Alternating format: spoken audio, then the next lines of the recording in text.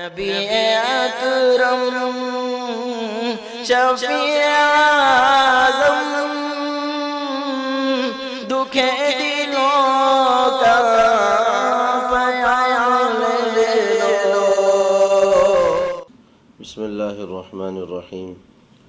الحمد للہ وکفا وسلام علی عبادہ الذین اصطفا اما بعد فاعوذ باللہ من الشیطان الرجیم بسم اللہ الرحمن الرحیم الا تنصروه فقد نصره اللہ اذ اخرجہ الذین کفروا ثانی اثنین اذ ہما فی الغار اذ یقول لصاحبہ لا تحزن ان اللہ معنا وقال تعالى لمسجد أسس على التقوى من أول يوم أحق أن تقوم فيه رجال يحبون أن يتطهروا والله يحب المطهرين صدق اللہ العظیم۔ محترم سامعین کرام، حضور اکرم صلی اللہ علیہ وسلم کی ہجرت کا ہم تذکرہ کر رہے تھے کہ کس طرح صحابہ کرام رضی اللہ عنہم اجمعین نے ہجرت کی اور کس طرح جناب رسول اللہ صلی اللہ علیہ وسلم کے قتل کا منصوبہ مشرکین مکہ نے تیار کیا اور اللہ تعالیٰ نے ان کی اس مکر سے اور چال سے اور سازش سے کیسے حضور اکرم صلی اللہ علیہ وسلم کو محفوظ فرمایا، اور وہ کیا عجیب و غریب صورتحال تھی کہ جب اللہ کے نبی صلی اللہ علیہ وسلم مکۃ المکرمہ کو چھوڑ کر نکل رہے تھے، رو رہے تھے، آنکھوں سے آنسو جاری تھے اور کہہ رہے تھے کہ مکہ مجھے تجھ سے محبت ہے، تیرے رہنے والے اگر مجھے نہ نکالتے تو خدا کی قسم میں کبھی تجھے نہ چھوڑتا۔ اور وہ بے قراری عجیب و غریب تھی حضرت ابوبکر رضی اللہ تعالیٰ عنہ کی کہ وہ کبھی سامنے آ جاتے اور کبھی پیچھے اور کبھی دائیں اور کبھی بائیں، اور کہتے کہ بس مقصد یہ ہے کہ حضور کی حفاظت ہو جائے، اور پھر غار ثور کی طرف بڑھتے ہوئے جبل ثور پر اللہ کے نبی صلی اللہ علیہ وسلم کے پیر زخمی ہو رہے ہیں اور اس سے خون نکل رہا ہے۔ ابوبکر رضی اللہ تعالیٰ عنہ اٹھا کر ثور کی اس غار کے پاس لے کر جاتے ہیں اور حضور سے کہتے ہیں کہ حضور آپ باہر تشریف رکھیں، میں اس غار کو اندر سے صاف کر دیتا ہوں۔ اندر سے اس غار کو صاف کر کے اپنی چادر کو پھاڑ کر اس میں جو سوراخ تھے ان سوراخوں کو بند کرتے ہیں، ایک دو سوراخ باقی رہ جاتے ہیں جس پر حضرت ابوبکر رضی اللہ تعالیٰ عنہ اپنا پیر رکھ دیتے ہیں اور حضور اکرم صلی اللہ علیہ وسلم کو اندر آنے کی دعوت دیتے ہیں، بلاتے ہیں۔ حضور اکرم صلی اللہ علیہ وسلم اندر آ کر ابوبکر رضی اللہ تعالیٰ عنہ کی گود میں سر رکھ کر سو جاتے ہیں، اور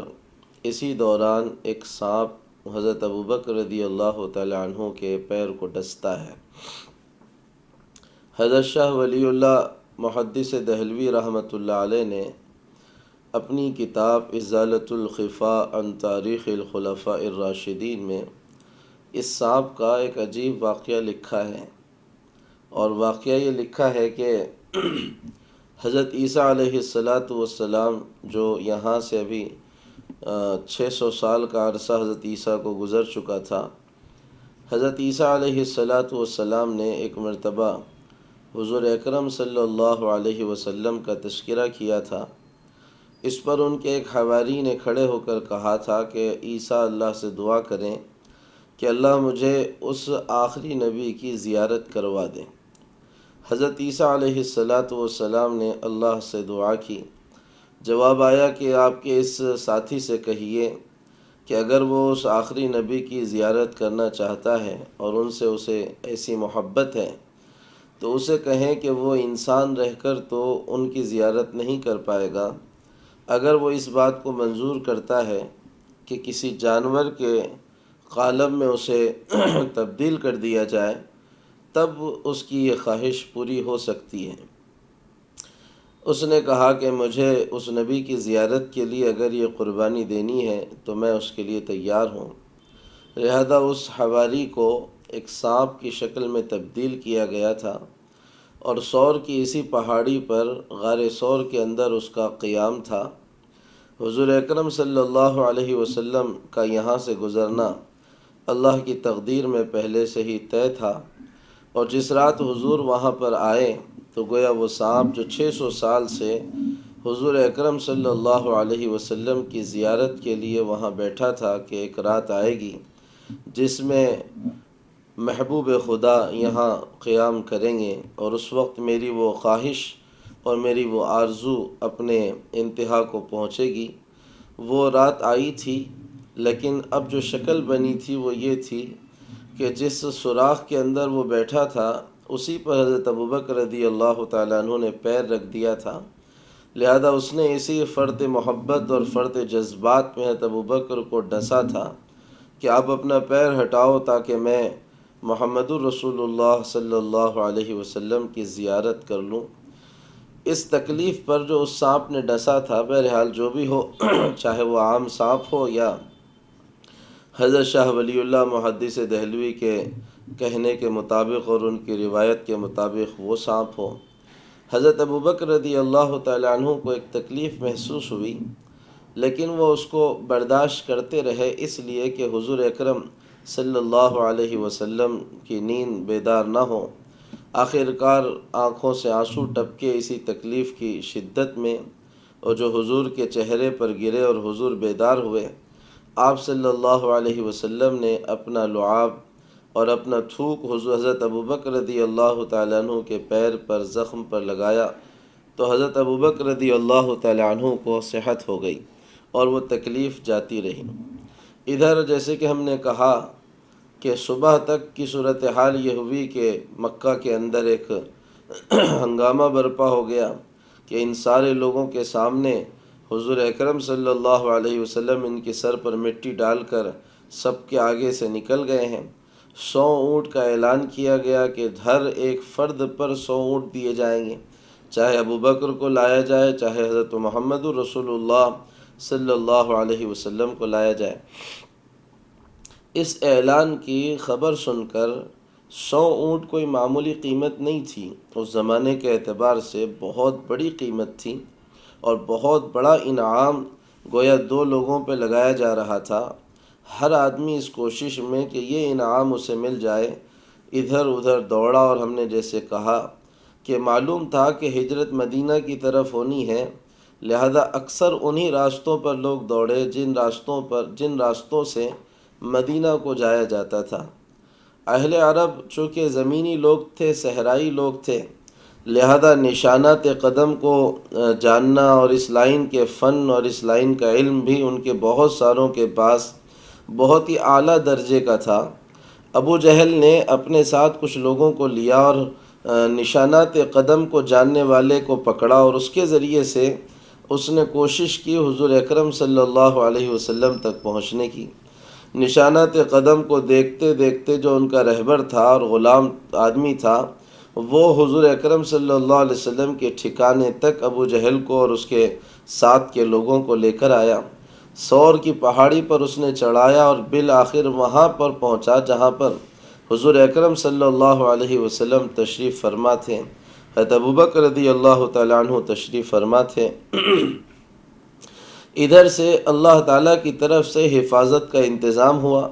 کہ راتوں رات اس غار کے منہ پر جس کے اندر حضور اکرم صلی اللہ علیہ وسلم گئے تھے، ایک درخت اگ کر کھڑا بھی ہو گیا جیسے پرانا کوئی درخت ہے، اور وہیں پر مکڑیوں نے اپنا جالا بھی بنا لیا، اور وہیں پر جنگلی کبوتری نے اپنا گھونسلہ بھی تیار کیا، انڈے بھی دے دیے، اور گویا ایک پرانا گھونسلہ وہاں بن گیا۔ اس رہبر کی اور نشانات کے قدم جاننے والے کی انتہا یہاں تھی، اس نے کہا کہ بس اب یہیں پر وہ کہیں ہے، اور یہ وہ کیفیت تھی جس وقت حضرت ابوبکر رضی اللہ تعالیٰ عنہ فرماتے ہیں کہ غار کے اندر سے میں ان کے پیروں کو دیکھ رہا تھا اور حضور سے کہہ رہا تھا کہ حضور اگر ان کی نگاہ اوپر سے گھومتے گھومتے صرف اپنے پیروں پہ بھی پڑ گئی تو ہمیں دیکھ لیں گے اور ہمیں پکڑ لیں گے، اللہ کے نبی صلی اللہ علیہ وسلم نے اس وقت کمال توکل اور کمال اعتماد علی اللہ کے ساتھ کہا تھا، لا تحزن ان اللہ معنا ما ظنک باثنین اللہ ثالثہما، غم نہ کرو اے ابو بکر، اللہ ہمارے ساتھ ہے، اور تمہارا خیال ان دو کے بارے میں کیا ہے جن کا تیسرا اللہ خود ہو۔ قرآن پاک میں سورہ توبہ میں اللہ تعالیٰ نے اس واقعے کو بہت تفصیل سے یعنی بہت اچھے انداز میں کہا کہ اذ یقول لصاحبہ لا تحزن ان اللہ معنا، کہ اس وقت کو بھی یاد کرو جب محمد صلی اللہ علیہ وسلم اپنے ساتھی ابو بکر سے کہہ رہے تھے کہ اللہ ہمارے ساتھ ہے، بس اللہ نے ان پر سکینہ اتاری، یعنی ایسا وقت جس پر موت سر پر منڈلا رہی ہو، آدمی عام طور پر یعنی بدحواس ہو جاتا ہے اور قوت برداشت اس کی جواب دے دیتی ہے اور کوئی نہ کوئی وہ غلطی کر دیتا ہے۔ اللہ تعالیٰ نے سکینہ اتار کر ان کے دل کو اطمینان دیا، اور اللہ تعالیٰ نے اپنا ایسا لشکر اتارا جس کو کسی نے سمجھا بھی نہیں کہ یہ اللہ کا لشکر ہے، کہ ایک درخت نے اور ایک کبوتری کے ذریعے سے اور ایک مکڑی کے ذریعے سے اللہ تعالیٰ نے حفاظت کر کے بتایا کہ دیکھو اللہ کی شان کتنی عجیب ہے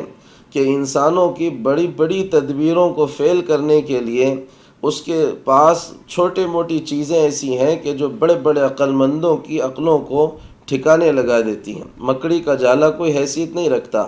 کبوتری کے گھونسلہ کوئی حیثیت نہیں رکھتا کسی انسان کو بچانے کی، اور ایک درخت آدمی کی حفاظت کا کیسے ذریعہ بن سکتا ہو۔ لیکن جب ان لوگوں نے اس غار کو دیکھا تو ابو جہل نے کہا کہ دیکھو ایک درخت تو اب محمد کے والد کی بھی پیدائش سے پہلے کا یہاں لگا ہوا ہے، اور دیکھو تو صحیح کہ یہاں پر مکڑی نے جالا لگایا ہوا ہے، اور دیکھو تو صحیح کہ کبوتری نے انڈے بھی دیے ہوئے ہیں۔ اگر یہ لوگ اندر گئے ہوتے تو یہ سب ٹوٹ چکا ہوتا، تم نے ہمیں بیوقوف بنایا ہے اور تم نے ہمارا وقت ضائع کیا ہے اور تم نے ہمارا نقصان کیا ہے، شاید اتنی ہی دیر میں محمد صلی اللہ علیہ وسلم کہیں اور نکل چکے ہوں گے۔ لہذا یہ لوگ دوڑ دھوپ کرتے رہے، جمعہ کا سارا دن اسی میں گزرا، ہفتے کا سارا دن اسی میں گزرا، اور اتوار کا دن اسی میں آیا۔ حضور اکرم صلی اللہ علیہ وسلم جب تک غار ثور میں تھے، عبداللہ ابن ابو بکر رضی اللہ تعالیٰ عنہ دن بھر قریش کی مجلس میں رہتے اور ان کے کیا کیا پروگرام حضور کے خلاف چل رہے ہیں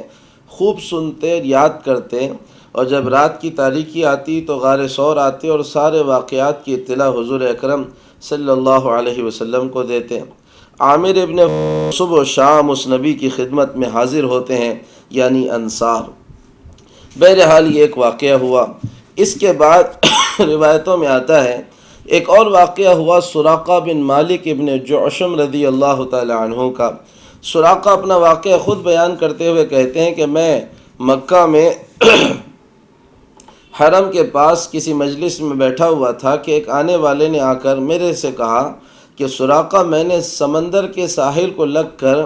کچھ لوگوں کو جاتے ہوئے دیکھا ہے اور مجھے یقین ہے کہ وہ محمد اور ان کے ساتھی ابو بکر رضی اللہ تعالیٰ عنہ ہی ہیں۔ حضرت سراقہ کہتے ہیں کہ مجھے یقین ہو گیا کہ وہ حضور ہی تھے، لیکن میں نے اس بات کو پھیلنے سے روکنے کے لیے اس سے کہا کہ تو پاگل ہو گیا، کئی دن ان کو جا کر ہو چکے ہیں، اب وہ یہاں تھوڑی تجھے نظر آئیں گے، وہ ابو بکر و محمد نہیں ہیں،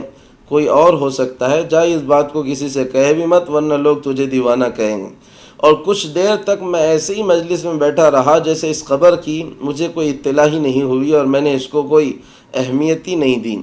اور اس کے بعد میں نے اپنی باندھی کو بلایا اور اس سے کہا کہ فلاں پہاڑی کے پاس میرا گھوڑا لے جا کر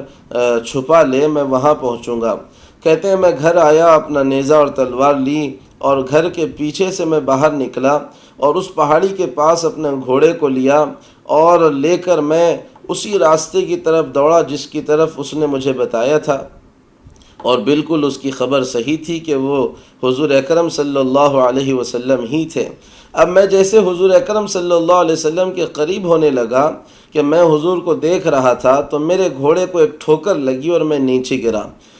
جیسے کہ ہم نے شروع میں بھی کہا تھا کہ اہل عرب اور جاہلیت کا عقیدے کی خرابی نے انہیں توہم پرست بہت زیادہ بنا دیا تھا، لہذا ہر چیز میں وہ فال نکالتے تھے، شگون نکالتے تھے۔ اس نے کہتے ہیں سراقہ کہ میں نے اپنے تیر نکالے اور اس میں سے فال نکالا، وہ تیر نکالا کہ یہ میرا کام آگے بڑھنا صحیح ہے یا غلط ہے۔ تیر میرا وہ نکلا جس پر یہ تھا کہ آگے نہ بڑھو، یہ تمہارے لیے نقصان دہ ہوگا، لیکن میں نے اس کی کوئی پرواہ نہ کی، میں اور آگے بڑھا۔ اب جب میں حضور کے اتنے قریب ہو گیا کہ میرے اور حضور کے درمیان 1 یا 2 نیزوں کا فاصلہ تھا، اور حضور کے قرآن کی تلاوت کی آواز میرے کانوں میں پڑ رہی تھی، اور صورتحال یہ تھی کہ ابو بکر رضی اللہ تعالیٰ عنہ بار بار پلٹ کے میری طرف دیکھ رہے تھے، اور محمد صلی اللہ علیہ وسلم اطمینان کے ساتھ اپنا قرآن پڑھتے ہوئے آگے بڑھ رہے تھے۔ اسی دوران ابو بکر رضی اللہ تعالیٰ عنہ نے حضرت محمد صلی اللہ علیہ وسلم سے کہا تھا کہ ذرا دیکھے تو صحیح، سراقہ بالکل قریب آ چکا ہے۔ حضور نے کہا تھا لا تحزن ان اللہ معنا، ڈرو نہیں، اللہ ہمارے ساتھ ہیں۔ اور پھر حضور اکرم صلی اللہ علیہ وسلم نے دعا کی تھی اللہم اکفنا بشرہ، اے اللہ اس کے شر سے ہماری حفاظت فرما دے۔ فرماتے ہیں میرے گھوڑے کے 2 پیر سامنے کے اندر دھنس گئے، اور اس کے بعد میں اٹھا اور میں نے پھر اپنے گھوڑے کو باہر نکالا، اور پھر اپنے وہ فال کے تیر نکالے تو وہی نکلا کہ آگے بڑھنا مناسب نہیں ہے، لیکن میں پھر بھی تعاقب میں آگے بڑھا، یہاں تک کہ جب بالکل قریب آیا تو حضور کی اس دعا پر میرے گھوڑے کے 4 پیر زمین کے اندر دھنس گئے۔ میں نے امان کے نام سے آواز لگائی کہ مجھے امان دے دی جائے، تب یہ لوگ میری طرف متوجہ ہوئے، اور حضور اکرم صلی اللہ علیہ وسلم سے میں نے کہا کہ مجھے آپ امان دے دیں، میں قسم کھاتا ہوں کہ آپ کا تعاقب نہیں کروں گا، اور جو لوگ اس راستے سے آ رہے ہوں گے ان کو بھی بھٹکاؤں گا، اور ان سے بھی کہوں گا کہ ادھر کچھ بھی نہیں ہے، واپس چل جاؤ۔ اللہ کے نبی صلی اللہ علیہ وسلم نے دعا کی کہ اے اللہ اگر یہ اپنی بات میں سچا ہے تو اس کے گھوڑے کے پیروں کو باہر نکال دے اور اس کو امان دے دے۔ لیکن سراقہ کے دل پر ایسی دہشت طاری تھی کہ انہوں نے کہا کہ حضور میں ایسے ہی نہیں، بلکہ میں یہ چاہتا ہوں کہ آپ تحریر میں مجھے امن نامہ لکھ دیں تاکہ مجھے اطمینان ہو جائے۔ حضور نے عامر بن فہیرہ کے ذریعے سے ایک امن نامہ لکھا کر سراقہ بن مالک کو دیا۔ سراقہ نے جو کچھ توشہ ان کے ساتھ تھا اس کو حضور کے سامنے پیش کیا، کہا اس میں سے کچھ تناول کر لیجئے۔ اللہ کے نبی صلی اللہ علیہ وسلم نے اس کو کھانے سے انکار کیا اور کہا کہ بس ہم تم سے اتنا چاہتے ہیں کہ تم ہماری اطلاع کسی کو نہ دو اور اس راز کو راضی رکھو۔ اور بعض روایتوں میں آتا ہے کہ اس وقت اللہ کے نبی صلی اللہ علیہ وسلم نے سراقہ سے بھی کہا تھا کہ سراقہ آج محمد صلی اللہ علیہ وسلم کا پیچھا کر رہے ہو، وہ وقت بھی کیسا عجیب وقت ہوگا جب کسریٰ کے کنگن تیرے ہاتھوں میں پہنائے جائیں گے۔ بہرحال سراقہ ایمان نہیں لائے، بعد میں کافی عرصے کے بعد وہ ایمان لائے، اور حضور اکرم صلی اللہ علیہ وسلم کی یہ پیشن گوئی بھی حضرت عمر رضی اللہ تعالیٰ عنہ کے زمانے میں پوری ہوئی۔ جب کسریٰ کے کنگن آئے تو حضور نے حضرت عمر نے وہ کنگن حضرت سراقہ کو بلایا تھا اور سب صحابہ کے سامنے پہنائے تھے اور کہا تھا کہ میرے نبی نے اس کے لیے کہا تھا، میں نے اس وعدے کو پورا کر دیا ہے۔ حضور آگے بڑھے، سراقہ واپس ہوئے، راستے میں جو کوئی بھی ملتا حضرت سراقہ ان سے کہتے کہ بھئی میں یہ سارا راستہ دیکھ کر آیا ہوں، ادھر کوئی نہیں ہے۔ مدینہ کے قریب قباء کے قریب جب حضور اکرم صلی اللہ علیہ وسلم تھے تو وہاں پر ایک قبیلہ اسلم کے ایک ذمہ دار آدمی تھے، بریدہ رضی اللہ تعالیٰ عنہ۔ 70 لوگوں کے ساتھ جب ان کو اطلاع ملی کہ قریش نے 100 اونٹوں کا انعام ہر ایک کے سر پہ رکھا ہے، تو یہ بھی اسی انعام کی لالچ میں حضور اکرم صلی اللہ علیہ وسلم کو پکڑنے کے لیے 70 اپنے سواروں کے ساتھ آئے۔ جب یہ حضور کے پاس آئے تو حضور اکرم صلی اللہ علیہ وسلم نے ان سے پوچھا من انت، آپ کون ہیں؟ انہوں نے کہا انا بریدہ، میں بریدہ ہوں۔ اللہ کے نبی صلی اللہ علیہ وسلم نے ان کے نام سے فال لیتے ہوئے کہا اے ابو بکر برد امرنا وصلح، کہ ہمارا معاملہ ٹھنڈا ہو گیا۔ بریدہ کے معنی ٹھنڈے کے آتے ہیں، اور ہمارا معاملہ درست ہو گیا۔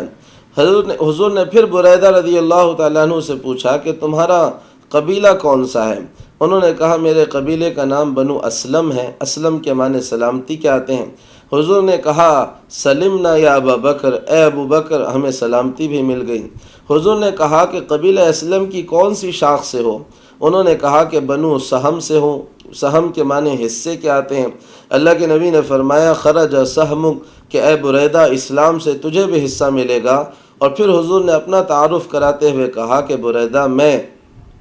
محمد بن عبداللہ ہوں جو اللہ کی طرف سے انسانیت کی ہدایت کے لیے نبی بنا کر بھیجا گیا ہوں، مجھ پر ایمان لاؤ، میرے کلمے کو پڑھو اور میری اطاعت کرو اور میری فرما برداری کرو۔ بس یہ چند جملے تھے کہ بریدہ اور ان کے ساتھ کے 70 سواروں کی کایا پلٹ گئی۔ ان سب نے کلمہ پڑھا اور حضور اکرم صلی اللہ علیہ وسلم کے ساتھ ہوئے۔ حضور نے اپنی پگڑی نکالی اور بعض روایتوں میں ہے کہ حضرت بریدہ نے خود اپنی پگڑی نکالی اور حضور کے سامنے آئے اور اپنے ایک لکڑی پر نیزے پر اس پگڑی کو باندھا اور جھنڈا امن کا گویا تھا، اس جھنڈے کو لے کر حضرت بریدہ رضی اللہ تعالیٰ عنہ آگے تھے، 70 سوار ساتھ میں تھے، اور حضرت ابوبکر رضی اللہ تعالیٰ عنہ اور حضور اور عبداللہ ابن اریقط اور عامر ابن فہیرہ، یہ 4 لوگوں کا قافلہ اس شان سے جا رہا تھا۔ حضرت ابوبکر رضی اللہ تعالیٰ عنہ اگرچہ کہ حضور کے ہم عمر ہی تھے، 1-2 سال چھوٹے تھے حضور اکرم صلی اللہ علیہ وسلم سے، لیکن حضرت ابوبکر کے 50ویں سال کی عمر میں بڑھاپا حضرت ابوبکر پر آ چکا تھا، بال سفید ہو چکے تھے، اور حضور اکرم صلی اللہ علیہ وسلم پر اس عمر میں بھی جوانی غالب تھی۔ 53 سال کی عمر حضور کی ہو چکی تھی، لیکن جوانی غالب تھی، آپ کے بال کالے ہی تھے، حضرت ابوبکر کے بال سفید ہو چکے تھے۔ لہذا ضابطے کی بات تھی کہ راستے میں جو کوئی اس 4 نفوس پر مشتمل قافلے کو دیکھتا تو حضرت ابوبکر کی طرف متوجہ ہوتا تھا، چونکہ وہ بوڑھے لگتے تھے اور ذرا بزرگ لگتے تھے، اور حضرت ابوبکر کو سمجھتا تھا کہ یہی کوئی بڑی شخصیت ہے، اور ان سے پوچھتا تھا کہ یہ آپ کے ساتھ کون جا رہے ہیں۔ اس وقت حضرت ابوبکر کی کمال ہوشیاری تھی کہ وہ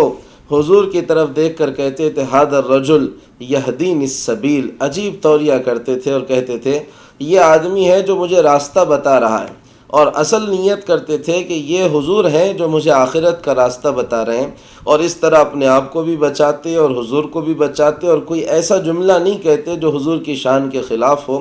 اس طرح یہ صورتحال تھی کہ 8 دن کا یہ سفر یا کم و بیش ایام کا یہ سفر مدینہ تک پہنچنے تک ان کے 8 دن لگ گئے۔ پھر پیر کا دن تھا جب حضور اکرم صلی اللہ علیہ وسلم مدینہ پہنچے، یعنی قباء پہنچے۔ ادھر مدینہ اطلاع مل چکی تھی کہ حضور نکل چکے ہیں،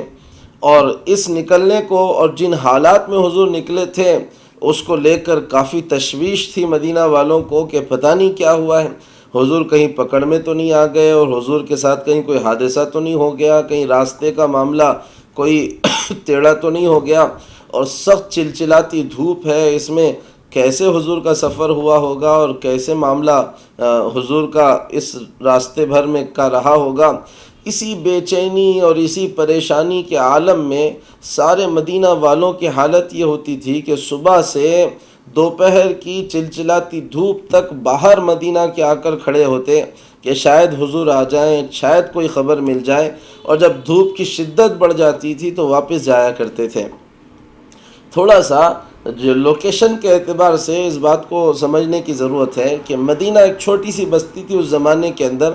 آج کے زمانے میں جتنی مسجد نبوی ہے ٹوٹلی اس کی باؤنڈری کے ساتھ لوگ کہتے ہیں کہ اتنا ہی مدینہ کل حضور اکرم صلی اللہ علیہ وسلم کے زمانے میں تھا، اور وہیں سے ایک 4 کلومیٹر 4.5 کلومیٹر کے فاصلے پر قباء نامی بستی تھی، وہ بھی مدینہ کے ہی ساتھ متصل ایک بستی تھی۔ لوگ اسی طرح دوپہر تک انتظار کر کے جا چکے تھے۔ پیر کا دن تھا، 12 ربیع الاول کی تاریخ تھی۔ اللہ کے نبی صلی اللہ علیہ وسلم کے انتظار ہو کر یہ لوگ واپس جا رہے تھے۔ ایک یہودی اپنی چھت پر کھڑا ہوا تھا، اس نے دیکھا کہ کچھ لوگ آ رہے ہیں تو اس نے آواز لگائی، یا بنی قیلہ ھذا جدکم، او مدینہ والوں یہ دیکھو تمہارے کوششوں کا جو مرکز تھا، جس کا انتظار تمہیں تھا، وہ آ چکا ہے۔ بس یہ سننا تھا کہ مدینہ، قباء اور اس کے اطراف کی بستیاں وہ ٹوٹ پڑیں حضور اکرم صلی اللہ علیہ وسلم کے استقبال کے لیے، اور حضور اکرم صلی اللہ علیہ وسلم قباء کی بستی میں پہلے داخل ہوئے۔ 12 ربیع الاول کو یا بعض تاریخوں میں 8 ربیع الاول کو حضور اکرم صلی اللہ علیہ وسلم پیر کے دن قباء کی بستی میں داخل ہوئے۔ قباء کی بستی میں عمرو بن عوف کے خاندان تھے، جن کے سردار کلثوم بن ہدم تھے۔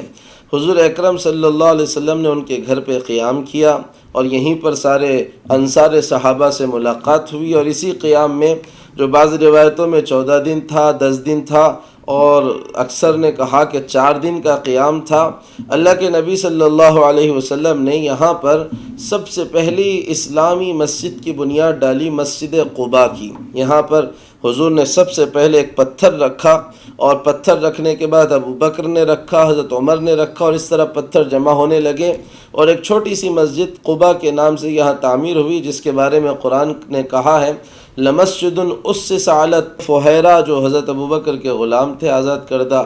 وہ بکریاں چراتے رہتے، جیسے عام دستور تھا بکریوں کے چرانے کا، اور جب رات ہوتی تو ان بکریوں کو غار ثور کے دہانے پر لے جاتے اور دودھ دھو کر حضور اکرم صلی اللہ علیہ وسلم اور حضرت ابوبکر رضی اللہ تعالیٰ عنہ کو پیش کرتے، اور کچھ توشہ بھی ساتھ میں آیا ہوا تھا۔ 3 دن ان کے اس پر گزرے۔ اتوار کے دن سے پہلے دن طے تھا۔ عبداللہ ابن اریقط دویلی، جس کو حضرت ابوبکر رضی اللہ تعالیٰ عنہ نے رہبر کے طور پر متعین کیا تھا، اور اس سے کہا تھا کہ 3 راتیں گزرنے کے بعد تم یہ 2 اونٹنیاں اپنی اونٹنی کے ساتھ لے کر غار ثور کے فلاں مقام پر آ جانا۔ لہذا وہ اتوار کی رات کو اپنی اونٹنیوں، ان 2 اونٹنیوں کے ساتھ غار ثور پر آیا، جبکہ تگ و دور بھاگ دوڑ ختم ہو چکی تھی، کیونکہ 3 دن گزر چکے تھے، اور 3 دن میں سارے مکہ کے اطراف کے علاقے کو چھان پھٹک کر لیا گیا تھا۔ اب معاملہ ٹھنڈا ہو گیا تھا، تھم گیا تھا۔ اتوار کا دن تھا، یعنی جو ختم ہوا، اور پیر کی رات آئی۔ اس رات حضور اکرم صلی اللہ علیہ وسلم اور حضرت ابوبکر رضی اللہ تعالیٰ عنہ عامر ابن فہیرہ، جو حضرت ابوبکر کے آزاد کردہ غلام تھے، ان کو خدمت کے لیے ساتھ میں لیا، اور عبداللہ ابن اریقط دولی جو کافر تھے، اور حضور اور حضرت ابوبکر رضی اللہ تعالیٰ عنہ نے انہیں اپنے لیے راستہ بتانے کے لیے، جو ماہر تھا، فنکار تھا، اپنے فن کا بہت ہی زیادہ ماہر تھا، اور علاقوں اور راستوں کو اور نشیب و فراز کو خوب جاننے والا تھا، اس کو اس بات پر طے کیا تھا کہ وہ عام شاہراہ سے ہٹ کر دوسرے راستوں سے، کچے راستوں سے حضور اکرم صلی اللہ علیہ وسلم کو مدینہ لے جائے۔ یہ 4 آدمیوں پر مشتمل قافلہ اتوار گزرنے کے بعد رات میں یہاں سے چلا، اور اب یہ ساحل کی طرف نیچے ہوتے ہوئے عصفان اور مرج سے ہوتے ہوئے موجود ہے۔ آج کل بھی مکہ کے جو میوزیم ہیں، ان میوزیموں کے اندر بھی حضور کے ہجرت کا راستہ بھی لکھا ہوا، بتایا ہوا ہے، اور عام شاہراہ جو زمانے کی مکہ سے مدینہ کی تھی، وہ بھی اس کا بھی جو ہے اس کو میں بتایا گیا ہے تفصیل سے، یا آپ جہاں کہیں بھی دیکھنا چاہو اسے دیکھ سکتے ہو۔ ساری رات حضور اکرم صلی اللہ علیہ وسلم چلے،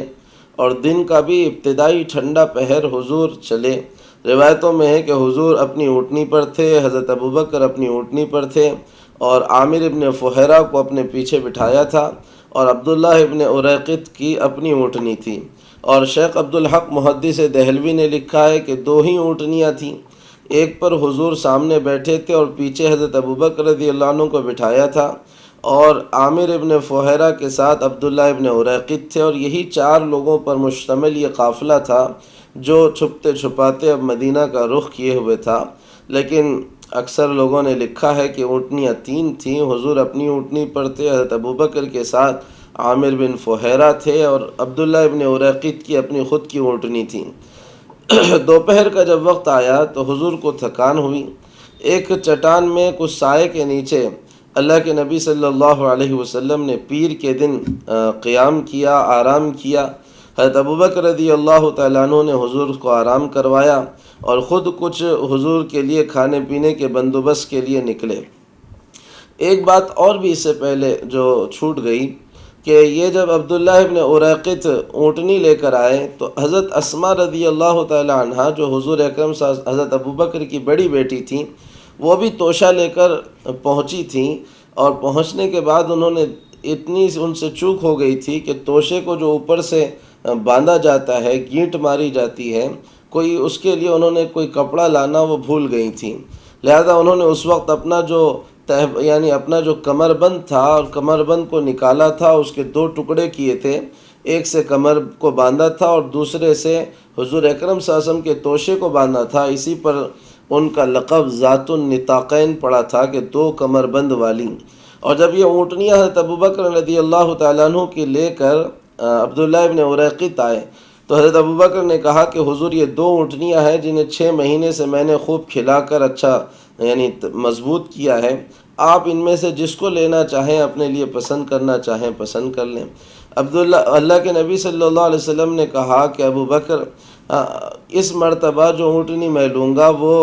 ہدیے میں نہیں لوں گا بلکہ قیمتاً لوں گا، کیونکہ ہجرت ایک عظیم الشان عمل ہے، اور اللہ کے نبی صلی اللہ علیہ وسلم یہ چاہتے تھے کہ اس عمل کے اندر کسی اور کو شامل نہ کیا جائے، لہذا قیمتاً یہ اونٹنی اللہ کے نبی صلی اللہ علیہ وسلم نے لی، جس کا نام روایتوں میں قصوہ آتا ہے کہ اسی پر حضور اکرم صلی اللہ علیہ وسلم کا یہ سفر ہوا۔ دوپہر کے اس وقت ایک آدمی گزر رہا تھا، حضرت ابوبکر نے اس کی بکریوں سے دودھ نکالا اور حضور اکرم صلی اللہ علیہ وسلم کو پیش کیا، اور پیش کرنے کے بعد یہ قافلہ شام کے ٹھنڈے پہر پھر چلا۔ چلتے ہوئے راستے میں کچھ واقعات پیش آئے، اس واقعات کا بھی تذکرہ یعنی بہت میں سمجھتا ہوں ضروری بھی ہے، مناسب بھی ہے، کہ ایک جگہ پر حضور اکرم صلی اللہ علیہ وسلم ایک جگہ سے گزر رہے تھے تو بھوک کا بھی تقاضا تھا، دیکھا کہ وہاں ایک خیمہ ہے، کچھ چھوٹا سا ایک گھر لگا ہوا ہے، لہذا یہ 4 نفوس پر مشتمل قافلہ جو اس گھر کے پاس آیا تو وہ معبد کا خیمہ تھا۔ وہاں ایک بوڑھی خاتون تھی اور ان کے گھر میں صرف ایک بکری، اتنی لاغر اور دبلی بکری تھی کہ وہ چلنے کے بھی قابل نہیں تھی۔ حضور اور حضرت ابوبکر رضی اللہ تعالیٰ عنہ وہاں پہنچے تو حضرت ابوبکر نے اس خاتون سے کہا کہ ہم لوگ مسافر ہیں، اگر کچھ کھانے پینے کا انتظام آپ کے پاس سے ہو جائے اور ہمارے لیے کچھ پینے کے لیے ہی کوئی چیز مل جائے تو ہم اپنا سفر آگے بڑھائیں۔ وہ بہت نیک اور بہت ہی سخی خاتون تھیں، ہر آنے جانے والے کو کھلاتی پلاتی تھیں، لیکن اس وقت جو ان کی صورتحال تھی وہ اچھی نہیں تھی کیونکہ ان کے پاس کچھ تھا نہیں۔ انہوں نے کہا کہ میرے شوہر بکریاں چرانے کے لیے جنگل گئے ہوئے ہیں اور گھر میں آپ کو پیش کرنے کے لیے کوئی چیز ہے نہیں سوائے اس بکری کے جو اتنی لاغر ہے کہ چل نہیں سکتی تھی، اس لیے میرے شوہر نے اسے یہیں چھوڑا ہے۔ اب میں آپ کی خدمت کس انداز میں کروں آپ ہی مجھے بتائیں۔ اللہ کے نبی صلی اللہ علیہ وسلم نے معبد سے کہا کہ اگر آپ اجازت دیں تو میں اس بکری سے دودھ دوہنا چاہتا ہوں۔ انہوں نے کہا کہ آپ دیکھ رہے ہیں کہ اس کی حالت چلنے کے قابل نہیں، اس سے دودھ کیا نکلے گا، اور اگر پھر بھی آپ اس سے دودھ نکالنا چاہتے ہیں تو پوری اجازت ہے، آپ اس سے نکالیے۔ اللہ کے نبی صلی اللہ علیہ وسلم نے اس کے گھر سے ایک پیالہ لیا، برتن لیا اور اس بکری کے تھن کو ہاتھ لگایا تو روایتوں میں ہے کہ اس کے تھن ایسے بھر گئے کہ دونوں پیر علیحدہ علیحدہ پھیل گئے۔ اللہ کے نبی صلی اللہ علیہ وسلم نے اس کے دودھ نکالا تو سارا برتن بھر گیا۔ پہلے اللہ کے نبی صلی اللہ علیہ وسلم نے معبد کو دیا، پھر حضرت ابوبکر، پھر حضرت عامر ابن فہیرہ اور عبداللہ ابن اریقط سب پی چکنے کے بعد اللہ کے نبی صلی اللہ علیہ وسلم نے بھی پیا، اور پھر اسی برتن کو پھر اس کے تھن سے لگا کر پھر دودھ نکالا تو ایک برتن پھر بھرا ہوا دودھ کا نکلا، اور حضور نے معبد کو وہ دودھ دے دیا اور اللہ کے نبی صلی اللہ علیہ وسلم وہاں سے چل پڑے۔ کچھ دیر کے بعد معبد کے شوہر آئے تو دیکھا کہ گھر میں ایک برتن دودھ سے بھرا ہوا ہے اور گھر کی صورتحال بالکل بدلی ہوئی ہے، خوشبوئیں آ رہی ہیں۔ پوچھا معبد سے کہ کیا ماجرا ہوا؟ انہوں نے کہا کہ اصل میں ایک نوجوان اور قریشی نوجوان تھے، وہ آئے تھے اور ان کے آنے کے بعد جو کچھ واقعہ ہوا حضرت معبد نے وہ سارا کا سارا اپنے شوہر کو بیان کیا۔ انہوں نے جب یہ سنا تو انہوں نے کہا کہ معبد یقیناً وہ نیک ہستی ہیں اور کوئی بڑی شخصیت ہیں، ہم بھی ان کی راہ لیں گے۔ روایتوں میں آتا ہے کہ معبد اور ان کے شوہر آگے چل کر مسلمان ہوئے اور انہوں نے حضور اکرم صلی اللہ علیہ وسلم پر کلمہ پڑھا۔ یہ قافلہ جب معبد کے گھر سے یہ واقعہ ہونے کے بعد جب آگے بڑھا تو مکہ کے اندر اس دوران ایک عجیب و غریب واقعہ پیش آیا۔ مکہ کے اندر ایک آواز نمودار ہوئی، گویا کوئی آواز لگانے والا پورے مکہ کو سنا رہا ہے۔ آواز آتی تھی لیکن دکھائی نہیں دیتا تھا کہ کون بول رہا ہے۔ اور سارے مکہ والے اس آواز کو سن رہے تھے، اور یہ واقعہ مشہور ہے، اکثر سیرت نگاروں نے اس کو لکھا ہے کہ آواز کیا تھی کہ ایک شعر کو یہ آدمی پڑھ رہا تھا، اور اس میں معبد کے پاس حضور اکرم صلی اللہ علیہ وسلم کے ٹھہرنے کے واقعے کو انہی اشعار میں وہ بیان کر رہا تھا۔ گویا وہ کہہ رہا تھا، جزا اللہ رب الناس غیر جزائہ رفیقین حلا خیمتی معبدی۔ اللہ تعالیٰ ان دونوں رفیقوں کو جزائے خیر دے جو معبد کے خیمے میں اترے۔ ہما نزلاها بالہدا فاہتدت بہ فقد فاز من امسا رفیق محمد۔ وہ دونوں کے دونوں ہدایت کے ساتھ اور ہدایت کو لے کر اترے، بس معبد نے ہدایت کو قبول کر لیا اور مراد کو پہنچا وہ شخص جو رسول اللہ صلی اللہ علیہ وسلم کا رفیق سفر بنا۔ لیہنی ابا بکر سعادت جدہ بصحبتہ من یسعد اللہ یسعدی، کہ ابو بکر کو بہت ہی مبارکباد ہو کہ انہوں نے صحبت اور رفاقت کی وجہ سے اس سعادت کو اپنے حصے میں لیا ہے، اور اللہ کا معاملہ ہے کہ اللہ جس کو خوش نصیب کرنا چاہتا ہے اللہ اسے خوش نصیب بنا دیتا ہے۔ لیہن بنی کعب مقام فتاتہم ومقعدہا للمؤمنین بمرصدی، کہ بنو کعب، بنو کعب، ان کی عورت کا مقام اور اہل ایمان کے لیے اس کا ٹھکانہ کام آنا بہت بہت مبارک ہو۔ سلو اختکم عن شاتہا و انائہا فإنکم ان تسألوا الشاة تشہدی، اپنی بہن سے اس کی بکری اور برتن کا حال تو دریافت کرو، اگر تم بکری سے بھی پوچھو گے تو بکری بھی گواہی دے گی کہ اس کے تھنوں کو ہاتھ لگانے والی ذات محمد الرسول اللہ صلی اللہ علیہ وسلم کی ذات تھی۔ فغادرہا رہنا لدیہا لحالب یرددہا فی مصدر ثم موردی، دعاہا بشاة حائل فتحلبت علیہ صریحا درۃ الشاد مزبدی، آپ صلی اللہ علیہ وسلم نے اس سے ایک بکری مانگی، پس اس نے اس قدر دودھ دیا کہ سارا برتن بھر گیا، پھر وہ بکری آپ اسی کے پاس چھوڑ آئے جو ہر آنے جانے والے کے لیے دودھ نچوڑتی تھی۔ یہ اشعار تھے جو پڑھ رہا تھا کوئی، اور روایتوں میں بعض کے ایک جن تھا وہ پڑھ رہا تھا لیکن نظر نہیں آ رہا تھا، اور وہ مکہ کے اسفل سے چلا اور مکہ کے اعلیٰ کی طرف نکل گیا، اور سارے مکہ والوں نے ان اشعار کو سنا، جس پر حضرت حسان بن ثابت رضی اللہ تعالیٰ عنہ نے کہا تھا، لقد خاب قوم غاب عنہم نبیہم وقدس من یسرا الیہ ویغتدی، البتہ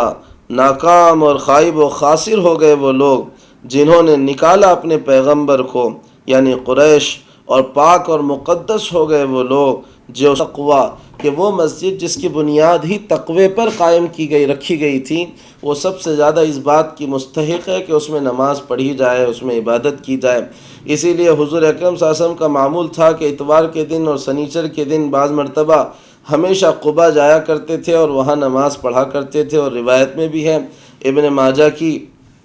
اللہ کے نبی صلی اللہ علیہ وسلم نے فرمایا کہ جو شخص اپنے گھر سے یعنی مدینہ سے یا پھر جہاں کہیں اس کا گھر اطراف میں ہو وہاں سے وضو کر کے چلے اور مسجد قباء آئے اور مسجد قباء آ کر 2 رکعت نماز پڑھے تو اللہ تعالیٰ اسے 1 عمرے کا ثواب عطا فرماتے ہیں۔ یہ مسجد ہے جس کی بنیاد رکھی گئی، اور اس پر اللہ تعالیٰ نے اس مسجد کی بنیاد رکھنے والے ان انصار صحابہ کی تعریف کی، فیہ رجال یحبون ان یتطہروا، یہاں کے رہنے والے ایسے لوگ ہیں جو پاکیزگی کو اور صفائی ستھرائی کو بہت پسند کرتے ہیں، اور اللہ بھی صاف ستھروں کو پسند کرتا ہے۔ تو حضور نے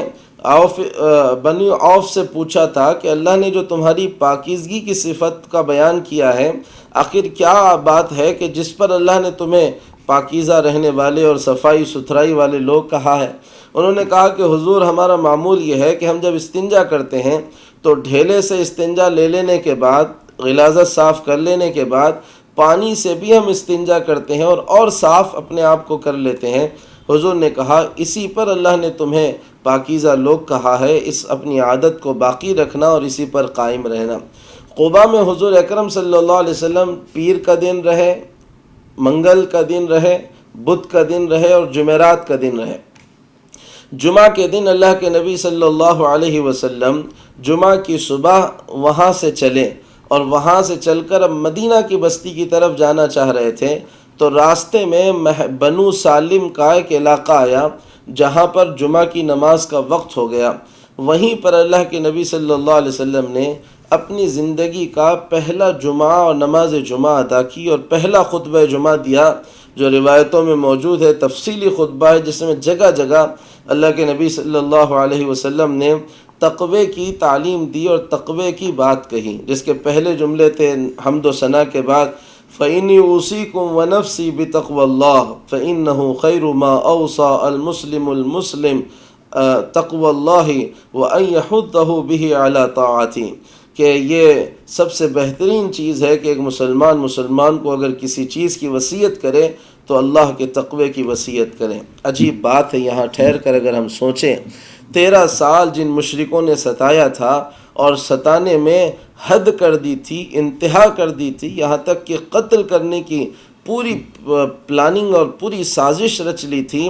اب جب ان سے نجات کا وقت آیا اور پہلا خطبہ ان جانثاروں کے سامنے دینے کا وقت آیا جو آپ کے پلکوں کے اشارے پر اپنی جان قربان کرنے کے لیے تیار تھے، تب بھی اس نبی کی زبان سے ان لوگوں کے لیے کوئی جملہ نہیں نکلا، بلکہ تقوی اور اپنے تعلق کو اللہ سے مضبوط کرنے کے ہی جملے نکلے، جس سے معلوم ہوتا ہے کہ اس نبی کا دل واقعی ایک سمندر تھا، بلکہ اس دل میں 7 سمندروں کی گہرائی نہیں، عالم کی گہرائی تھی، اور اس کے اندر وسعتیں تھیں کہ وہ اپنے دشمنوں کے لیے کتنے نرم جذبات رکھنے والے نبی تھے۔ حضور اکرم صلی اللہ علیہ وسلم نے یہاں پر جمعہ پڑھائی، روایتوں میں آتا ہے کہ 100 لوگ اس موقع پر جمع تھے، اور جمعہ پڑھانے کے بعد اب حضور مدینہ کی طرف جا رہے تھے، اس حال میں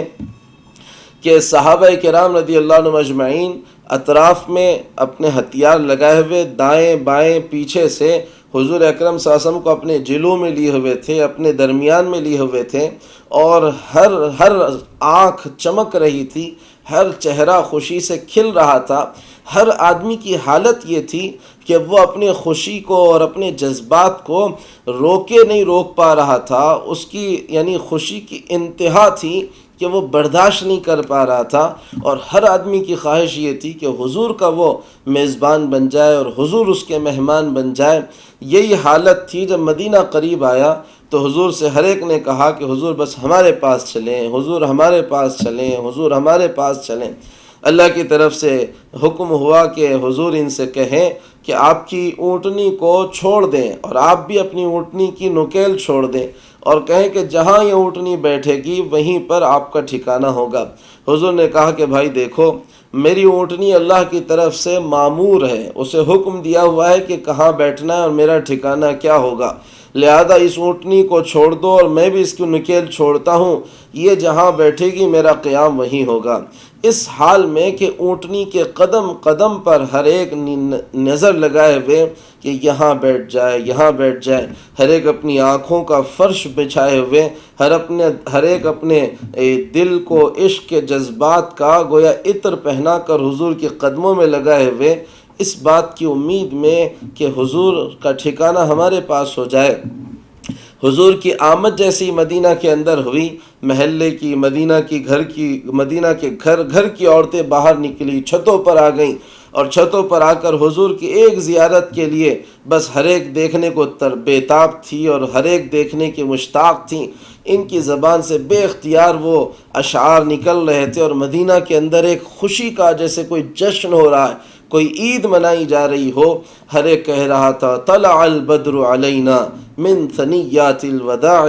وجب الشکر علینا ما دعا للہ داعی ایہا المبعوث فینا جئت بالامر المطاع۔ ارے لوگوں دیکھو تو صحیح، 14ویں کے رات کا چاند ودا کی پہاڑیوں کے درمیان سے ہمارے پاس آ گیا ہے۔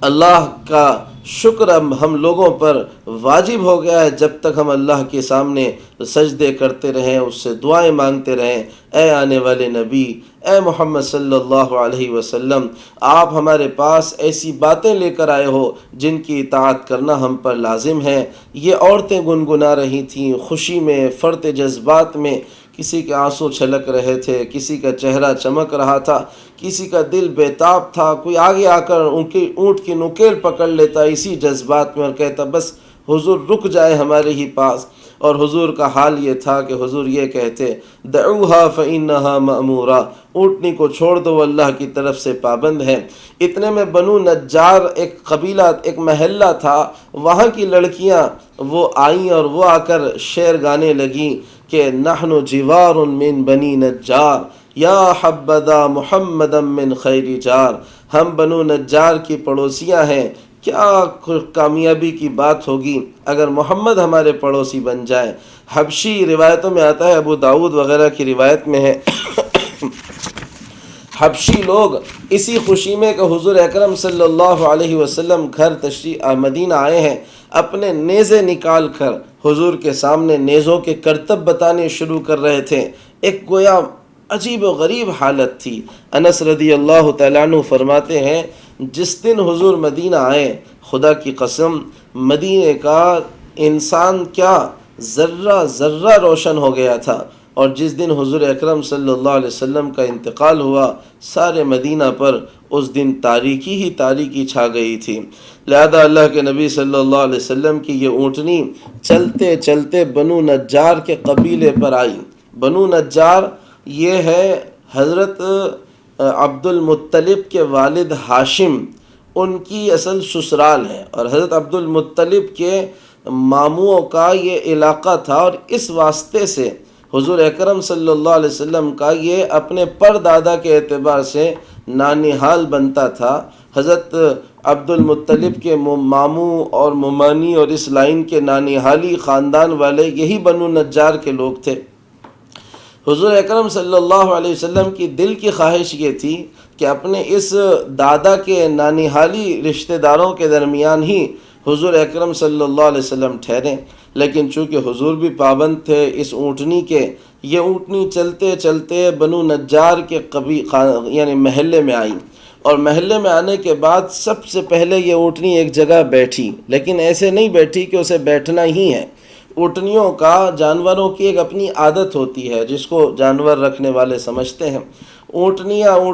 جو ہوتے ہیں وہ بیٹھتے ہیں، لیکن جب تک وہ اپنی گردن زمین پہ نہیں ڈال دیتے تب تک وہ اپنا بیٹھک کو صحیح نہیں مانتے۔ لہذا وہ پہلے اونٹنی بیٹھی وہاں پر جہاں مسجد نبوی کا آج دروازہ ہے، آج کی تعمیر کا نہیں، پرانی زمانے کی تعمیر کا جو دروازہ تھا وہاں پر بیٹھی، اور تھوڑی دیر بیٹھنے کے بعد حضور بیٹھے رہے، حضور نہیں اترے۔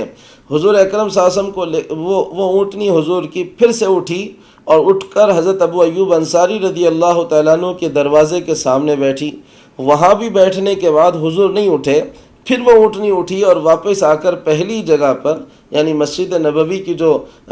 دروازہ جہاں پر تعمیر کیا گیا وہاں پر بیٹھی،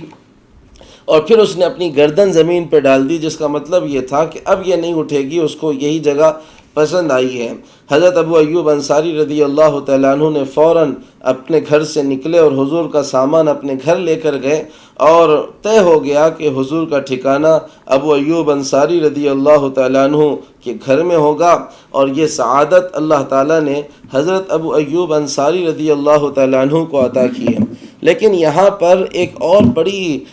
عجیب اور بہت پیاری بات ہے، اور بہت ہی عجیب و غریب یعنی واقعہ ہے یہاں پر جو ملتا ہے اس سلسلے کا، کہ حضور اکرم صلی اللہ علیہ وسلم کی یہ اونٹنی جو تھی وہ حضرت ابو ایوب انصاری رضی اللہ تعالیٰ عنہ ہی کے مکان پر کے سامنے کیسے بیٹھی، اور جہاں بیٹھی تھی وہاں مسجد نبوی کی تعمیر ہوئی ہے۔ اس کے پیچھے ایک عجیب حکمت تھی اللہ کی طرف سے۔ حضرت ابو ایوب انصاری رضی اللہ تعالیٰ عنہ کے مکان کے سامنے اس اونٹنی کے بیٹھنے کے پیچھے وہ کیا بات تھی، اس کا ہم پھر تذکرہ کریں گے، اور پھر اس بات پر بھی انشاءاللہ کل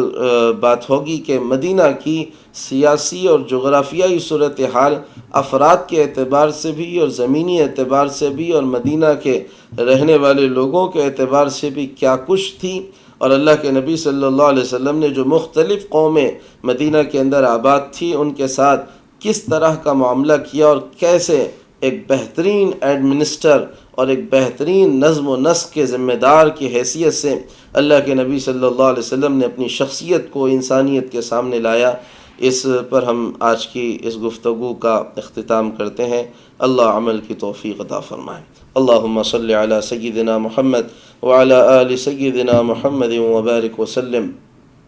اللہم انت السلام ومنک السلام، تبارکت ربنا وتعالیت یا ذا الجلال والاکرام۔ اللہم انا نستغفرک ونتوب الیک، اللہم ادفع عنا البلاء والوباء، اللہم اصلح لنا شأننا کلہ ولا تکلنا الى انفسنا طرفۃ عین، وصلی اللہ تعالی علی نبیہ الکریم، والحمد للہ رب